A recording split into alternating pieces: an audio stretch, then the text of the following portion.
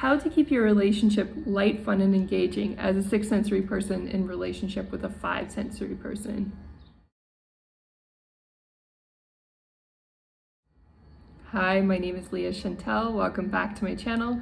And today I'm giving you some strategies to keep your relationships light, fun, and engaging when you are a 6 sensory relating to 5 sensory people in your life.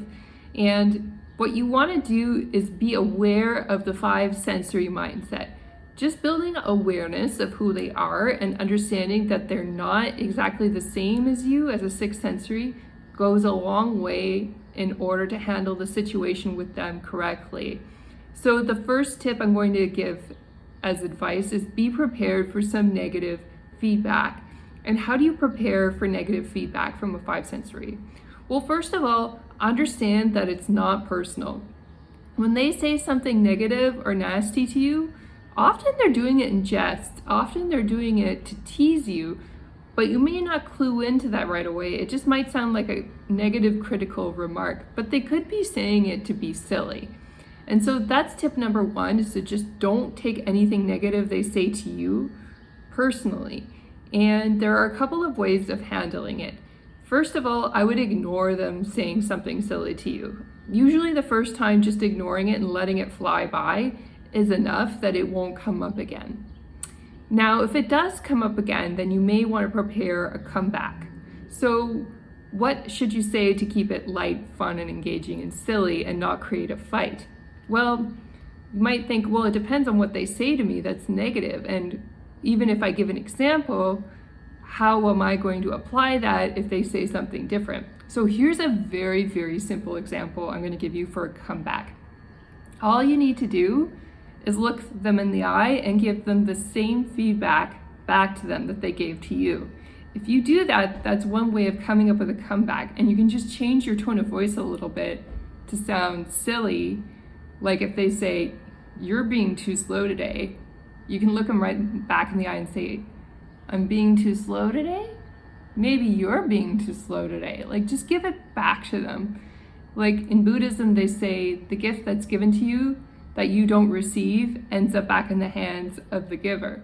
And so if you give that comment back to them, that's a way to keep things silly, light, and engaging. Or you can look into some comeback phrases to keep it light, silly, and engaging, just to give that negative feedback back to them if they are continually bringing up the same negative remark during your time together over and over again. And understand it's not personal. That's just the way 5 sensories see the world. They're very critical, they see things negatively.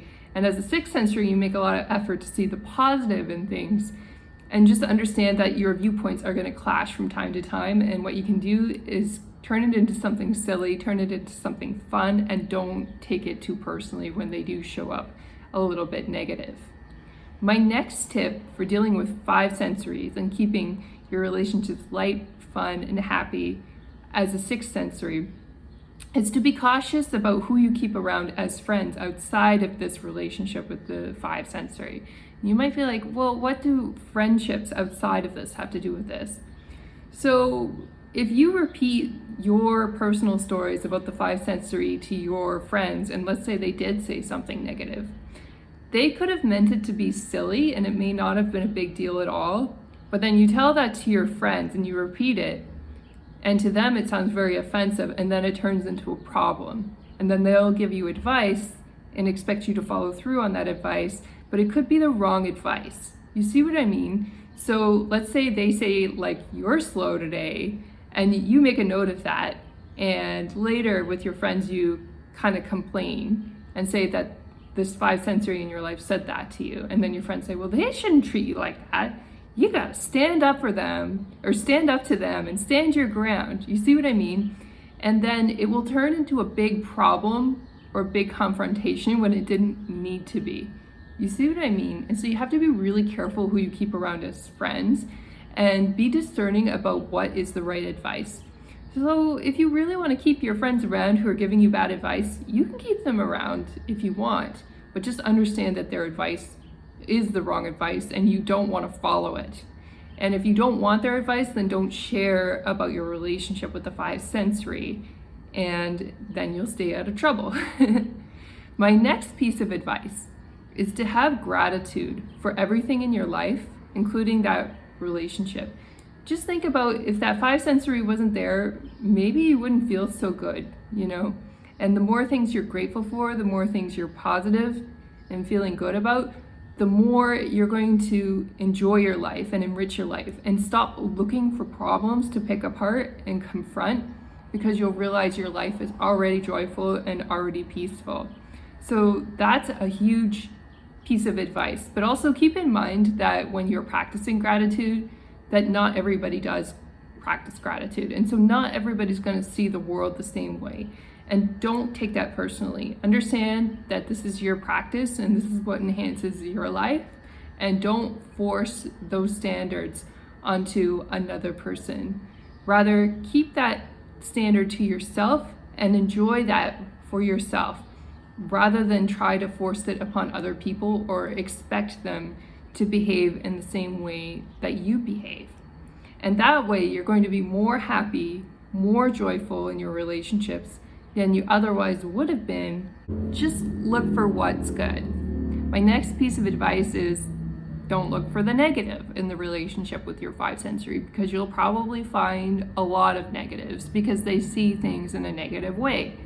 And so if you want to get rid of your relationship, then yeah, look for everything negative. If you need justifications to leave an abusive relationship, absolutely look at all the negatives. But if you think your relationship is healthy and you want to stay, then don't look for the negatives. Only go there if you really suspect you're being abused and you need to find justifications to leave the relationship. But if you're happy and you'd rather keep the relationship, then don't look at the negative things that are going to help you criticize and justify breaking it off. And then my last piece of advice for five sensories and six sensories to have engaging, fun, light relationships is to continually pursue growth as a sixth sensory, and that does come to us naturally. And the five sensory may even criticize some of the activities we do for growth. For example, I've seen t-shirts of meat eaters criticizing vegetarians. I don't even remember what it said exactly. But the thing is, even if the five sensory disagrees with your practice to grow, maybe they want to eat meat while you want to be a vegetarian, the thing about that is you've got to stick to your guns. You've got to stay with your growth and what's good for you and what's healthy for you. And your own self-respect will actually earn the respect of the five sensory, even though they disagree with you. And that's why it's so important to actually not to immediately agree with five sensories and conform yourself to everything that they do. They will actually respect you less. When you try to morph yourself into what they want, it's better for you to stick to your own values, even if they clash with the five sensory, and stick to the things that nurture you and are healthy for you, even if it looks like a very different lifestyle for the five sensory. And allow them to come to you and figure out how they can fit into your life. Don't try to bend your life for them, because all you'll do is lose their respect for you.